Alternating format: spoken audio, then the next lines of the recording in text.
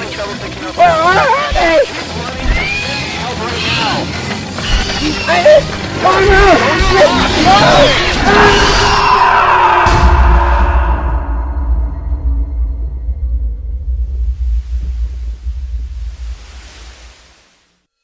This one kind of caught me by surprise for no reason. Like, it makes a lot of sense for dinosaurs to fill specialized ecological niches that we see assumed by modern mammals, and we see it all the time. If a unique strategy works for one type of animal in an environment, it often works for other animals in similar environments. Hadrosaurs, for example, fill a niche similar to contemporary grazing herd mammals like cattle, bison, or water buffalo, and hypsilophodontids, like Triosaurus, assume roles more akin to white-tailed deer or gazelle. The next one, well, it was something more like a jackalope, sort of. Like I said, this one both makes sense and still manages to be a weird one at the same time. Oryctodromeus, meaning burrowing runner, was a modestly sized parkasaurid that lived about 95 million years ago in southwestern Montana. This fleet-footed fellow was about 7 feet long and would have weighed between 70 and 50 pounds. It had antlers and bunny ears, hence my analogy.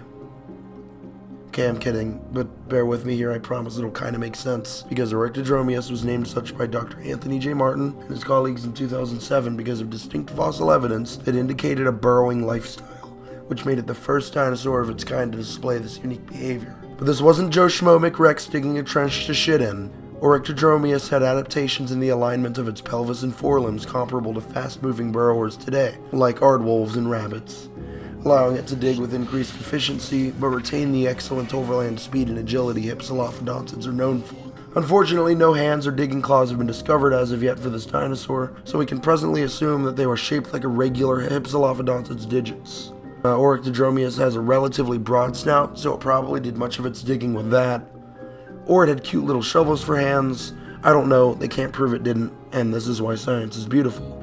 Oryctodromeus also seemed to have had a very flexible muscular tail to curl into its burrow, indicated by specimens from the Hawaiian Formation that had thick tendon lattices in the spine and tail. We can speculate that it dug its burrows as a sort of home base to hide from predators and, more interestingly, to raise its young. Believe it or not, the holotype specimen was actually found alongside 2 additional juveniles in the burrow with it.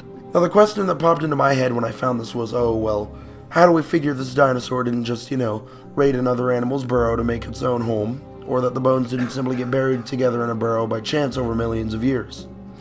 As it turns out, the skeletons were both densely packed and badly disarticulated, which means being broken apart at the joints, showing that they had died and decayed inside the burrow.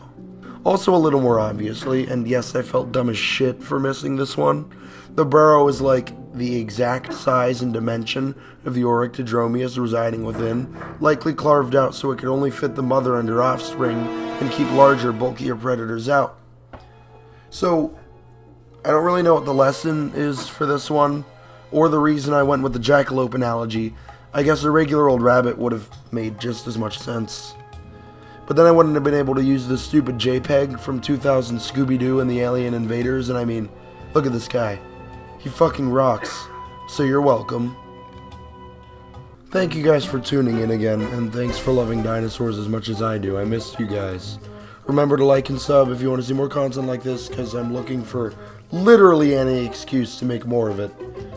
Keep it Cretaceous, or something. I don't know, I may need assistance coming up with a tagline.